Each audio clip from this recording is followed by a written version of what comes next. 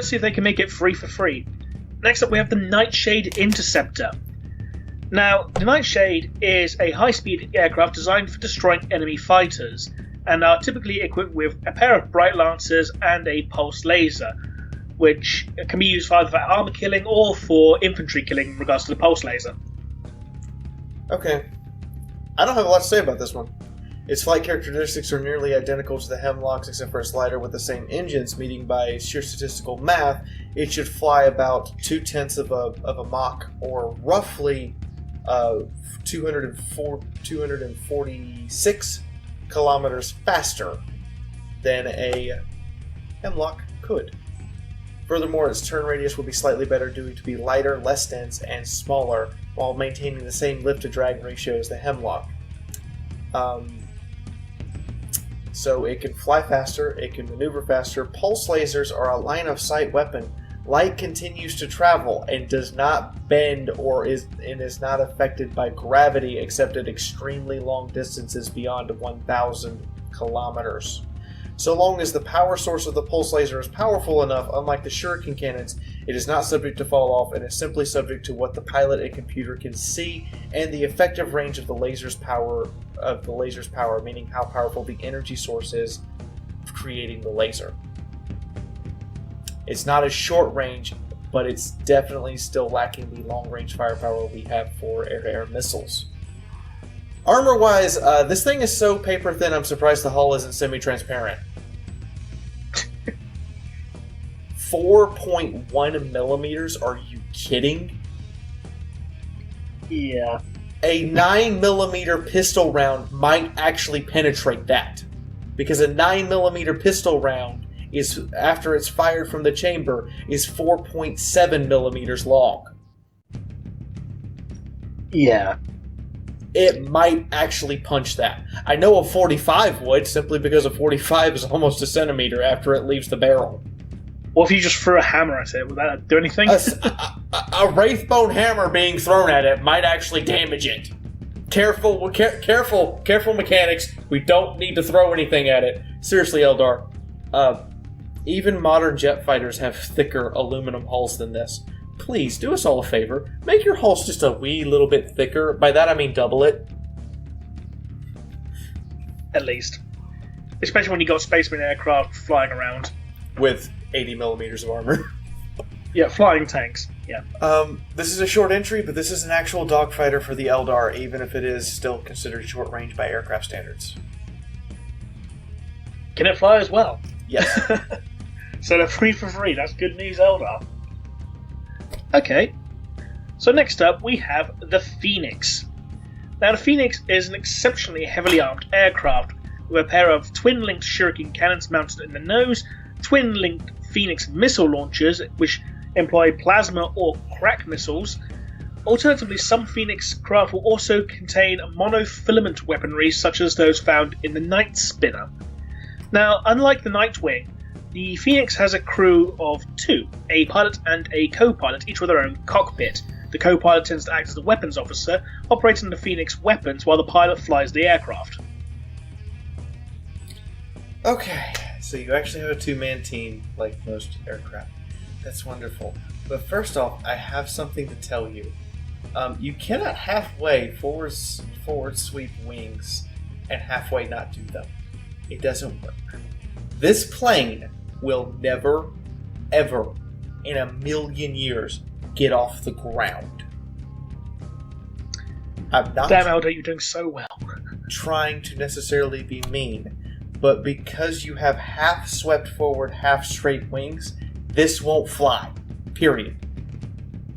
While, yes, you could eventually achieve lift with enough thrust, it has worse stability issues than those that have been publicly stated of the F-117 stealth fighter. And if your computer fails in an F-117, you crash.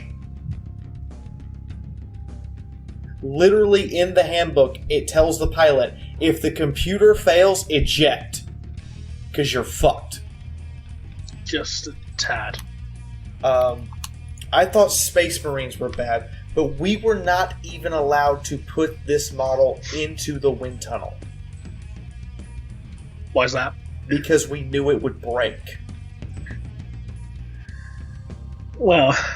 So instead, we had to sit down and manually enter all of the mathematics. And do all of this manually with and estimate drag coefficients. Which, we came out to a lifted drag of 18.2. At a speed of only 390 kilometers an hour, which is the minimum speed required to get the 32 tons of aircraft this thing is made of off the ground.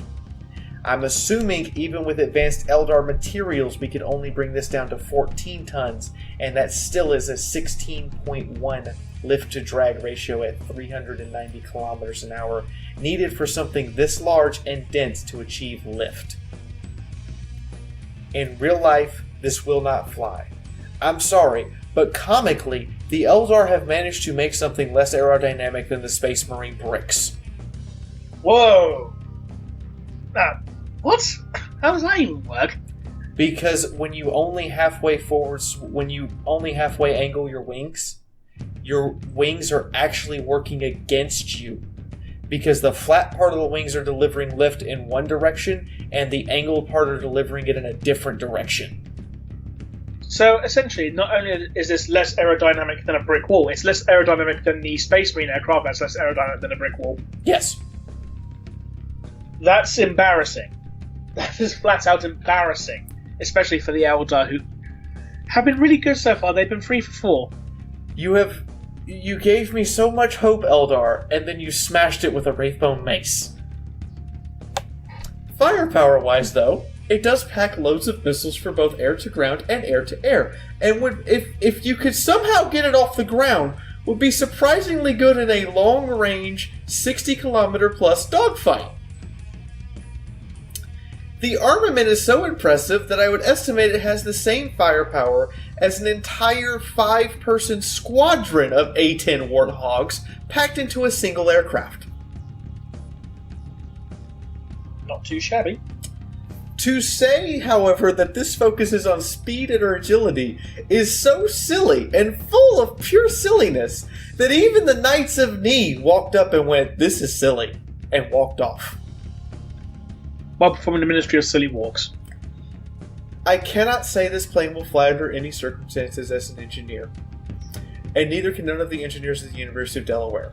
Having sat down with all of the engineering students at the wind tunnel Friday and had a discussion with them and gone back and forth doing math, we came out to the idea that in order for this thing to properly fly and be able to maintain itself in the air, in atmosphere, would require 2 booster rockets with the same surface area as the Mir space station. So, understandably not that feasible. Armor-wise, it has the same armor thickness as the Hemlock, and for a bomber, that's awful. It also has no point defense weapons for a bomber, which again is awful for something that's expected to fly over enemy territory and still not be able to defend itself. It's assumed it can defend itself in a dogfight, which doesn't seem like a very good idea. I don't have much else to say, other than please. Oh, I have one other thing to note. Because you put your engine intakes on top of the aircraft, does everyone want to know the actual reason why we put air intakes on the actual 2 reasons why we put air intakes on the bottom of aircraft? With lift, we're forcing more air underneath the aircraft, so putting them under the aircraft means there's more air for them to take in. 2, when you are engaged by enemy aircraft, they will usually choose to engage you from above. This is a protection mechanism to prevent bullets from going directly into the air intakes. You can see where this is going. When you put them on top of the aircraft, you're actually forcing less air through them because with the mechanics of how lift works, you're forcing more air underneath the wings to create a pool of air that's going to lift you, which means the air above the aircraft is thin. And on top of that, since you're going to get engaged from above by any pilot who's worth the salt, you're literally saying, "Shoot me here." Oh dear. Please, let's hope the Vampire is good. Please let it be good. Please let it redeem us. Yes. Now, the Vampire, there's actually 2 variants, the Vampire Raider and the Vampire Hunter. which basically these are equivalents to super heavy versions of the Space Marine Thunderhawk, one being a transport, one being a gunship. Now, the Vampire Hunter, it's basically armed with a nose-mounted scatter laser, hull-mounted twin-link Phoenix missile launchers, and wing-mounted twin-link pulsars, as well as being equipped with a Titan-grade hollow field, with armor 10mm thick. So it's 2 whole millimeters thicker than every other aircraft on here. Whereas the Vampire Raider is not as heavily armed. It only contains 2 twin-link pulse lasers and a scatter laser, but can also carry up to 30 troops into battle, and other variants can allow it to transport a Falcon or Wave Serpent thanks to gravitic hooks. Okay. It will fly. Barely. At 0.98 lift-to-drag ratio, to get it in the air requires 488 kilometers per hour to get it off the ground in Earth gravity. But there's no way, in hell frozen over with Satan getting hit with a snowball, this thing is going to achieve Mach 2.15 or its stated max velocity of 3,100 kilometers an hour. Because that would require a thrust of 204 meganewtons, or 204 million newtons of force. Do you have any idea how much force that actually is? A shit ton? That is 1/2 of the total force applied by the sun in an hour with the photons it fires at Earth. That is, you want another example? That is 6 Saturn V rockets strapped to it. One more example just for spite. That is 5 more kilotons of force than the nuclear bomb dropped on Japan known as Little Boy. 5 more kilotons. Oh dear. So no, I don't expect this thing to fly. Aerodynamically, for its weight, it's just insane, even at the impossible lightweight of 58 tons it claims to be. And remember, they expect this thing to fly and land on the ground. Yeah.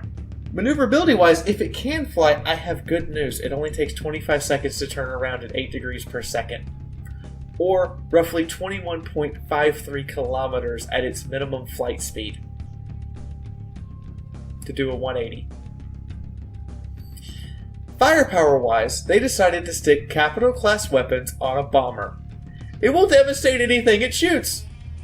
Utterly. This is literally like you took a 16-inch gun off an Iowa-class battleship, mounted it to an aircraft, and told them to do strafing runs from 33 kilometers away, with the intent of making instantaneous foxholes out of tanks. For the purposes of battlefield comedy? I'm sorry, but the recoil from these guns, and even if they're recoilless, their rounds are still weighing a lot. And that is going to destabilize the flight characteristics of this aircraft and force it to slow down up to 20% every time it fires its main weaponries.